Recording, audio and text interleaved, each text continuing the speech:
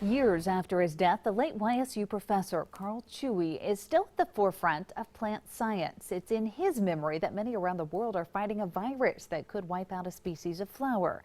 Store Team meteorologist Matt Jones explains live in the studio this morning. In an unassuming house just outside of North Lima, there is a man leading the fight to save the flower from extinction. The story actually begins in 2014 with the YSU professor, a dahlia, and a last dying wish.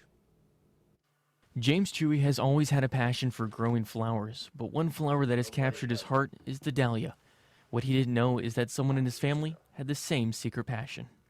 He would go in my garden and he'd look and he said, that flower there is sick. How do you know that? I know that. Why, you know, when it's your brother, you pay very little attention because what do they know? His brother was Carl F. Chuey, a YSU professor of biology, and his passion for botany wasn't known until he was diagnosed with cancer. When we were going to Cleveland every day for radiation and chemo, we would have lengthy conversations, and one day this came up and you could have knocked me over with a feather. I was not expecting that. And in that conversation, a promise was made: save the dahlia flower from the virus that was slowly killing the entire species.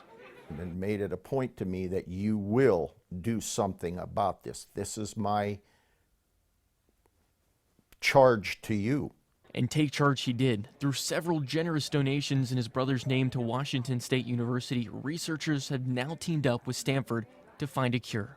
Be proud of who you are and go out and attempt something, because we can change things, and it's happening here. This is major change, so maybe I'm too emotional about it, but I believe that sincerely. Now, Washington State was chosen because that already had a program in place fighting the dahlia virus. Here at home, make sure you show your support in the fight to save this flower. We will have upcoming events of the dahlia events coming up on our website at WKBN.com. In Youngstown, I'm Matt Jones for 27 First News.